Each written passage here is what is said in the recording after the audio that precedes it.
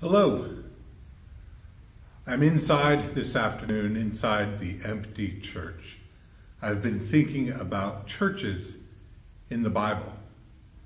Much of the New Testament is written by Paul to specific churches, either that he founded and was continuing to support and pastor, or churches that he had come to and gotten to know, or in one case, Romans, a church that he hoped to visit in the future, and he wrote in advance. Each of these different churches seems to have a different character. In 1st and 2nd Corinthians, he's addressing very specific conflicts and problems within the church, trying to pastorally wrestle out some of the differences that people have. In Galatians, he writes very angry that people have twisted his theology and misunderstood the gospel and watered it down and robbed it of its power. So he writes them to revive the power of the gospel. The church in Philippi seems to be one of his very favorite churches. He writes to them with very beautiful language, encouraging them to continue on in the faith that they have. This is the one I spoke of last week when I quoted from Philippians, saying that he prayed the one that began a good work in you would bring it to completion on the day of Jesus Christ. That is his hope for the church at Philippi, that God, who had begun with them, as Paul had actually formed and started this church, but that God would bring them to fullness and to completion in the future.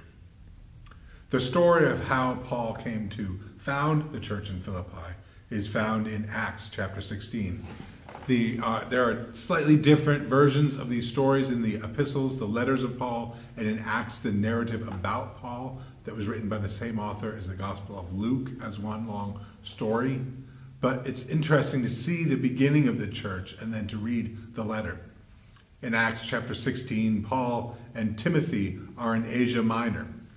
And Paul has a vision of a man who calls him to come over to Macedonia. So they cross the sea into Macedonia, which is north of Greece, which is the first foray into what we consider the continent of Europe. So this is new territory to Paul. And he comes there, and the first contact he makes with a number of women by a riverside. So they're by the water, because that's probably a good place to do washing. It's available to do washing, but also a place where they can have water for purification and for religious rites.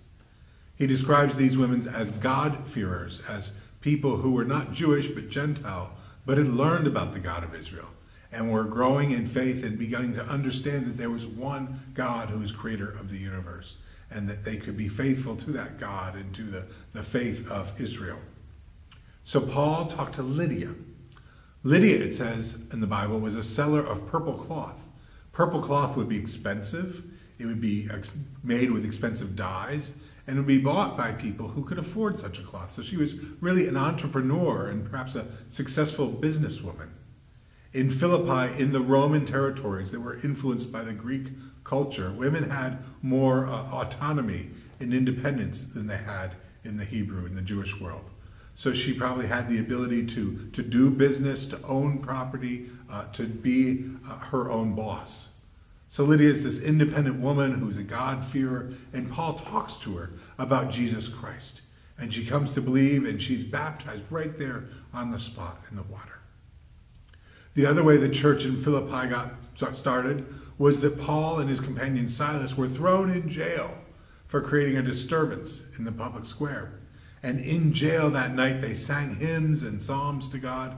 And there was an earthquake, and the bars of their prison shook, and the door fell open. And instead of running out, Paul knew that there would be a commotion, and he decided not to run out. And in the morning, the jailer came and found him and says, "What kind of man are you that stays in a sprung jail?" Because the guard knew that his life, if a prisoner was gone, his life would be forfeit for the life of the prisoner. So he comes to be appreciative and thankful for Paul for staying there. And when Paul is released, he takes him home, and Paul stays with this jailer. So this Lydia, an independent businesswoman, and this jailer from the town jail are two pillars of the congregation as it begins to form. Paul writes many beautiful words to this congregation and continuing to grow. But in the end of the chapter, he writes to two particular women, to Euodia and Syntyche. He says, "I urge Euodia and Syntyche to be of a common mind, to come together, This is the only hint in the book, in the letter to Philippi, that there's any conflict in the church. And he just gently urges them to put their differences behind and come together. We don't really know the whole story, if Euodia and Syntyche were connected to Lydia and the jailer, if it was just something between the two of them, or there were factions of the church divided between them. But Paul urges them to love and support one another and to come together. Every church has its own personality. Every church is shaped by the place it meets, but also by the people. The church in Philippi, the gathering of people, probably began on a riverside.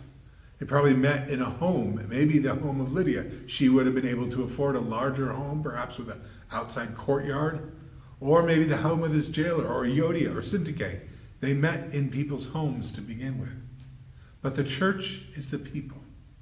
And Paul urges the people to be of one heart and one mind. What is it you love about the people of Messiah Church? What is it you love about the community of Lafayette Hill or this larger area that we live in? What is it that brings us together in the name of Christ but holds us together as we form bonds with each other? I'd love in your comments for you to share what it is you appreciate about this group of people.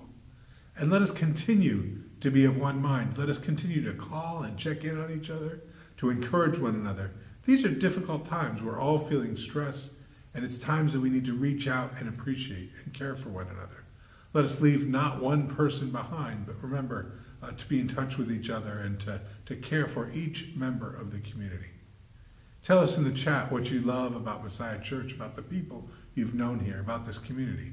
And let us continue to love and care for each other, and to care for each other as Christ has called us to. Amen.